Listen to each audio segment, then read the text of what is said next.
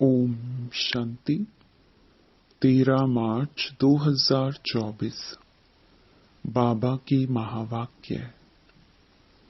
मीठे बच्चे, सारी दुनिया में तुम्हारी जैसा पद्मा पदम भाग्यशाली स्टूडेंट कोई नहीं।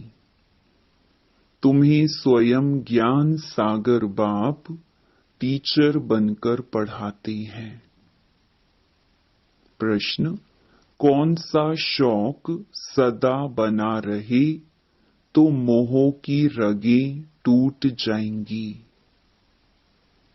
उत्तर: सर्विस करने का शौक बना रहे तो मोह की रगें टूट जाएंगी। सदा बुद्धि में याद रहे कि इन आंखों से जो कुछ देखते हैं यह सब विनाशी है। इसे देखते हुए भी नहीं देखना है। बाप की श्रीमत है, hear no evil, see no evil. ओम शांति। शिव भगवानुवाच। मीठे सालिग्रामों या रूहानी बच्चों प्रति। यह तो बच्चे समझते हैं हम सतयुगी आदि सनातन पवित्र देवी देवता धर्म के थे। तो यह याद रखना है, आदि सनातन देवी देवता धर्म को तो बहुत मानते हैं, परंतु देवता धर्म के बदले हिंदू नाम रख दिया है। तुम जानते हो हम आदि सनातन कौन थे? फिर पुनर्जन्म लेते लेते यह बने हैं। यह भगवान बैठ समझाते हैं। भगवान कोई देहधारी मनुष्य नहीं है और सबको अपनी देह है। शिव बाबा को कहा जाता है विदेही। उनको अपनी देह नहीं है और सबको अपनी देह है। तो अपने को भी ऐसा विदेही समझना कितना मीठा लगता है। हम क्या थे, अब क्या बन रहे हैं, यह ड्रामा कैसा बना हुआ है, यह भी तुम अभी समझते हो। यह देवी देवता धर्म ही पवित्र गृहस्थ आश्रम था। अभी आश्रम नहीं है। तुम जानते हो अभी हम आदि सनातन देवी देवता धर्म की स्थापना कर रही हैं। हिंदू नाम तो अभी रखा है, आदि सनातन हिंदू धर्म तो है नहीं। बाबा ने बहुत बार कहा है, आदि सनातन धर्म वालों को समझाओ। बोलो, इसमें लिखो आदि सनातन देवी देवता पवित्र धर्म के हो या हिंदू धर्म के हो, तो उनको 84 जन्मों का मालूम पड़े। यह नॉलेज तो बहुत सहज है। सिर्फ लाखों वर्ष कहने से मनुष्य मूंझ पड़ते हैं। यह भी ड्रामा में नोंद है। सतो प्रधान से तमो प्रधान बनने का भी ड्रामा में पार्ट है। देवता धर्म वाले ही 84 जन्म लेते लेते कितने चीची बन पड़े हैं। पहले भारत कितना ऊंच था। भारत की ही महिमा करनी चाहिए। अब फिर तमो प्रधान से सतो प्रधान, पुरानी दुनिया से नई दुनिया जरूर बननी है। आगे चलकर तुम्हारी बात को समझेंगे जरूर। बोलो, घोर नींद से जागो। बाप और वर्षे को याद करो। तुम बच्चों को सारा दिन खुशी रहनी चाहिए। सारी दुनिया में, सारे भारत में तुम्हारे जैसे पद्मा पदम भाग्यशाली स्टूडेंट कोई नहीं। समझते हो जो हम थे वही फिर बनेंगे। छाट करके फिर वही निकलेंगे। इसमें तुम मूंझो मत। प्रदर्शनी में थोड़ा भी सुनकर आते हैं तो वह भी प्रजा बनती जाती है, क्योंकि अविनाशी ज्ञान धन का तो विनाश नहीं होता है। दिन प्रतिदिन तुम्हारी संस्था जोर भरती जाएगी, फिर ढेरों के ढेर तुम्हारे पास आएंगे। धीरे धीरे धर्म की स्थापना होती है। जब कोई बड़ा आदमी बाहर से आता है तो उनका मुंह देखने के लिए कितने ढेर मनुष्य जाते हैं। यहां तो वह बात नहीं। तुम जानते हो, इस दुनिया में जो भी चीजें हैं सब विनाशी हैं। उन्हें नहीं देखना है। सी नो इविल, यह किचड़ा तो भस्म होने वाला है। जो भी कुछ देखते हैं मनुष्य आदि समझते हैं यह तो सब कलयुगी है। तुम हो संगम युगी ब्राह्मण। संगम युग को कोई जानते नहीं। इतना सिर्फ याद करो, यह संगम युग है, अब घर जाना है। पवित्र भी जरूर बनना है। अब बाप कहते हैं, यह काम विकार आदि मध्य अंत दुख देने वाला है, इसको जीतो। विष के लिए देखो कितना तंग करते हैं। बाप कहते हैं, काम महाशत्रु है, उसको जीतना है। अब इस समय कितने ढेर मनुष्य हैं दुनिया में, तुम एक एक को कहां तक समझाएंगे। एक को समझाते हो तो दूसरा कहता है जादू है, फिर पढ़ाई छोड़ देते हैं। इसलिए बाप कहते हैं, आदि सनातन धर्म वालों को समझाओ। आदि सनातन है ही देवता धर्म। तुम समझाते हो, इन लक्ष्मी नारायण ने यह पद कैसे पाया, मनुष्य से देवता कैसे बने। जरूर अंतिम जन्म होगा। 84 जन्म पूरे कर फिर यह बने। जिनको सर्विस का शौक है वह तो इसमें लगे रहते हैं और सब तरफ से मोह आदि टूट जाता है। हम इन आंखों से जो कुछ देखते हैं इनको भूलना है, जैसे कि देखते ही नहीं है। सी नो इविल। मनुष्य तो बंदरों का चित्र बना देते हैं, समझते कुछ भी नहीं। बच्चियां कितनी मेहनत करती हैं, बाबा उन्हें आफरीन देते हैं जो समझाकर लायक बनाती हैं। प्राइज भी उन्हों को ही मिलती है जो काम करके दिखाते हैं। तुम जानते हो बाबा हमको कितनी प्राइज देंगे।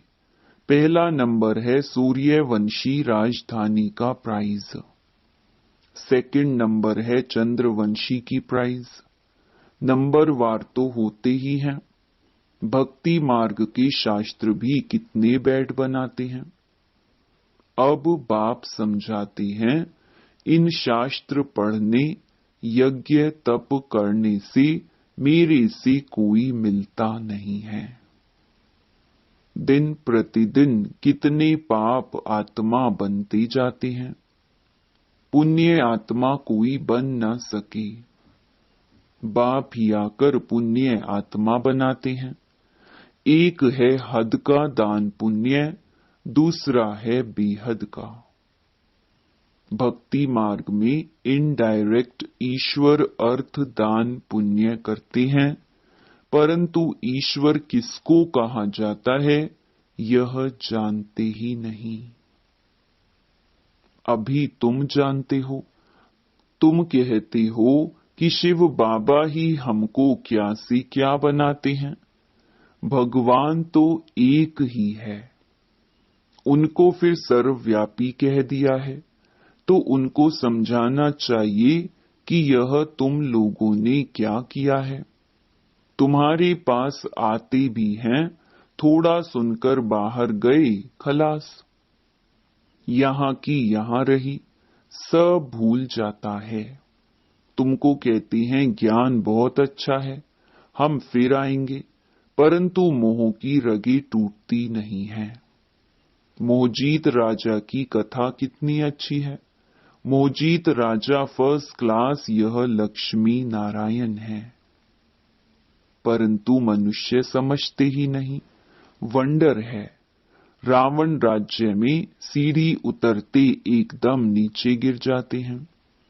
बच्चों का खेल होता है ना, ऊपर जाकर फिर नीचे गिरते हैं। तुम्हारा भी खेल बहुत सहज है। बाप कहते हैं अच्छी रीति धारणा करो, कोई छीछी काम नहीं करो। बाप कहती हैं मैं बीज रूप सत चित आनंद स्वरूप हूं, ज्ञान का सागर हूं।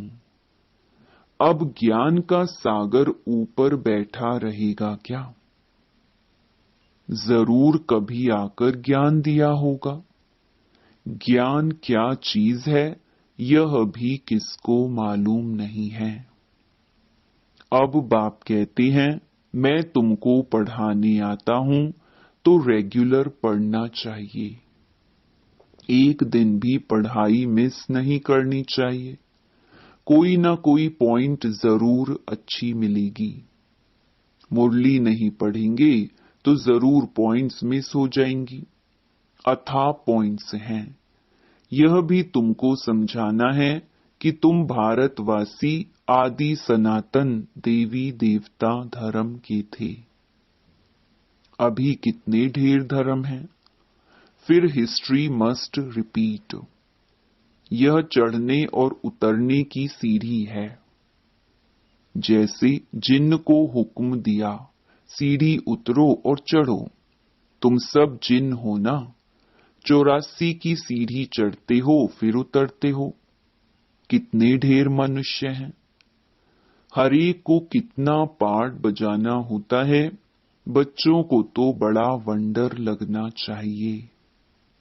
तुमको बेहद के नाटक की पूरी पहचान मिली है। सारी सृष्टि के आदि मध्य अंत को अभी तुम ही जानते हो। कोई भी मनुष्य नहीं जान सकते हैं। सतयुग में किसके मुख द्वारा कोई भी कुवचन नहीं निकलते हैं। यहां तो एक दो को गाली देते रहते हैं। यह है विषय वैतरणी नदी, रौरव नर्क। सभी मनुष्य रौरव नर्क में पड़े हैं। यहां तो है यथा राजा रानी तथा प्रजा। तुम्हारी विजय होनी है अंत में, जब समझेंगे आदि सनातन देवी देवता धर्म की स्थापना किसने की। यही पहले नंबर की मुख्य बात है जो कोई नहीं जानते। बाप कहते हैं मैं तो हूं ही गरीब निवाज। यह पिछाड़ी को समझेंगे जब टू लेट हो जाते हैं। अब तुमको तीसरा नेत्र मिला है। स्वीट घर और स्वीट राजाई बुद्धि में याद है। बाप कहते हैं अब शांति धाम सुख धाम में जाना है। तुमने जो पार्ट बजाया अब बुद्धि में तो आता है ना। और सब मरे पड़े हैं सिवाय तुम ब्राह्मणों के। ब्राह्मण ही खड़े हो जाएंगे। ब्राह्मण ही सो देवता बनते हैं। यह एक धर्म स्थापन हो रहा है। और धर्म कैसे स्थापन होते हैं यह भी बुद्धि में है। समझाने वाला एक बाप है। ऐसे बाप को घड़ी घड़ी याद करना चाहिए। धंधा आदि भल करो, सिर्फ पवित्र बनो। आदि सनातन देवी देवता धर्म पवित्र था। अब फिर पवित्र बनना है। चलते फिरते मुझ बाप को याद करो तो तुम सतो प्रधान बन जाएंगे। ताकत तब आएगी जब सतो प्रधान बनेंगे।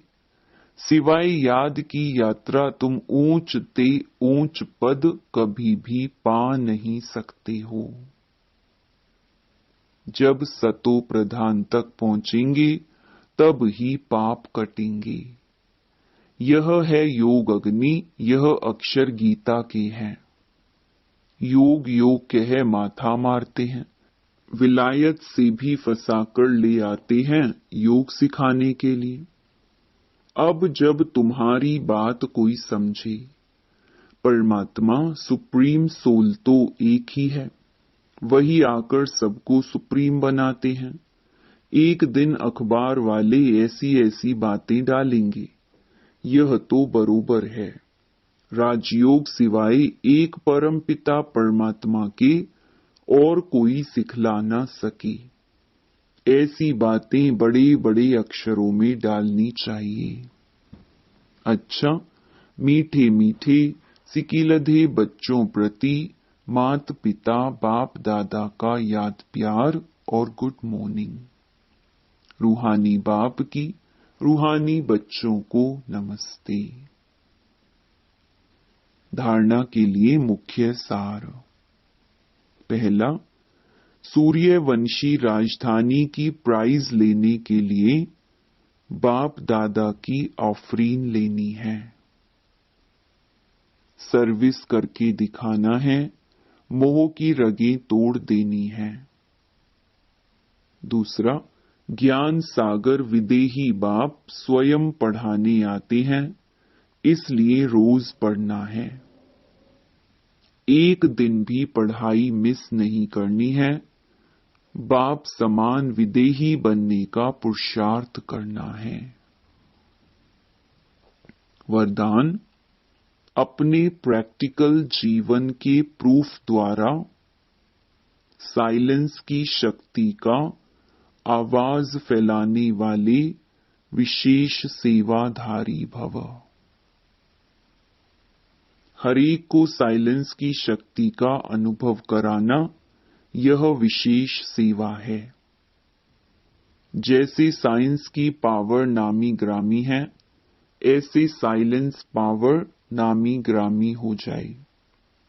सबके मुख से आवाज निकले कि साइलेंस पावर साइंस से भी ऊंची है। वह दिन भी आना है। साइलेंस के पावर की प्रत्यक्षता अर्थात बाप की प्रत्यक्षता। साइलेंस पावर का प्रैक्टिकल प्रूफ है आप सबकी जीवन। हर एक चलते फिरते पीस के मॉडल दिखाई दें तो साइंस वालों की नजर भी साइलेंस वालों पर जाएगी। ऐसी सेवा करो तब कहेंगे विशेष सेवाधारी। स्लोगन, सेवा और स्थिति का बैलेंस रखो तो सर्व की ब्लेसिंग मिलती रहेंगी। मातेश्वरी जी के अनमोल महावाक्य। गीत, नयनहीन को राह दिखाओ प्रभु। अब यह जो मनुष्य गीत गाते हैं, नयनहीन को राह बताओ, तो गोया राह दिखाने वाला एक ही परमात्मा ठहरा। तभी तो परमात्मा को बुलाते हैं, और जिस समय कहते हैं प्रभु राह बताओ, तो जरूर मनुष्यों को राह दिखाने के लिए खुद परमात्मा को निराकार रूप से साकार रूप में अवश्य आना पड़ेगा। तभी तो स्थूल में राह बताएगा। आने बिगर राह तो बता नहीं सकेंगे। अब मनुष्य जो मूंझे हुए हैं, उन मूंझे हुओं को राह चाहिए, इसलिए परमात्मा को कहते हैं नयनहीन को राह बताओ प्रभु। इसको ही फिर खिवैया भी कहा जाता है, जो उस पार अथवा इन पांच तत्वों की जो बनी हुई सृष्टि है, इससे पार कर उस पार अर्थात पांच तत्वों से पार जो छठा तत्व अखंड ज्योति महतत्व है उसमें ले चलेगा। तो परमात्मा भी जब उस पार से इस पार आवे तभी तो ले चलेगा। तो परमात्मा को भी अपने धाम से आना पड़ता है, तभी तो परमात्मा को खिवैया कहते हैं। वही हम बोट को, आत्मा रूपी नाव को पार ले चलता है। अब जो परमात्मा के साथ योग रखता है उनको साथ ले जाएगा। बाकी जो बच जाएंगे वे धर्मराज की सजाएं खाकर बाद में मुक्त होते हैं। जब सभी मनुष्य अति दुखी होते हैं तो परमात्मा को याद करते हैं, परमात्मा इस कांटों की दुनिया से ले चल फूलों की छांव में। इससे सिद्ध है कि जरूर वो भी कोई दुनिया है। अब यह तो सभी मनुष्य जानते हैं कि अब का जो संसार है वो कांटों से भरा हुआ है, जिस कारण मनुष्य दुख और अशांति को प्राप्त कर रहे हैं और याद फिर फूलों की दुनिया को करते हैं। तो जरूर वो भी कोई दुनिया होगी जिस दुनिया के संस्कार आत्मा में भरे हुए हैं। अब यह तो हम जानते हैं कि दुख अशांति यह सब कर्म बंधन का हिसाब किताब है। राजा से लेकर रंक तक हर एक मनुष्य मात्र इस हिसाब में पूरे जकड़े हुए हैं। इसलिए परमात्मा तो खुद कहता है, अब का संसार कलयुग है तो वो सारा कर्म बंधन का बना हुआ है, और आगे का संसार सतयुग था जिसको फूलों की दुनिया कहते हैं। अब वो है कर्म बंधन से रहित जीवन मुक्त देवी देवताओं का राज्य, जो अब नहीं है। अब यह जो हम जीवन मुक्त कहते हैं तो इसका मतलब यह नहीं कि हम कोई देह से मुक्त थे। उन्हों को कोई देह का भान नहीं था, मगर वो देह में होते हुए भी दुख को प्राप्त नहीं करते थे। गोया वहां कोई भी कर्म बंधन का मामला नहीं है। वो जीवन लेते, जीवन छोड़ते, आदि मध्य अंत सुख को प्राप्त करते थे। तो जीवन मुक्ति का मतलब है जीवन होते कर्मातीत। अब यह सारी दुनिया 5 विकारों में पूरी जकड़ी हुई है, मानो 5 विकारों का पूरा पूरा वास है। परंतु मनुष्य में इतनी ताकत नहीं है जो इन 5 भूतों को जीत सके। तब ही परमात्मा खुद आकर हमें 5 भूतों से छुड़ाते हैं और भविष्य प्रारब्ध देवी देवता पद प्राप्त कराते हैं। अच्छा,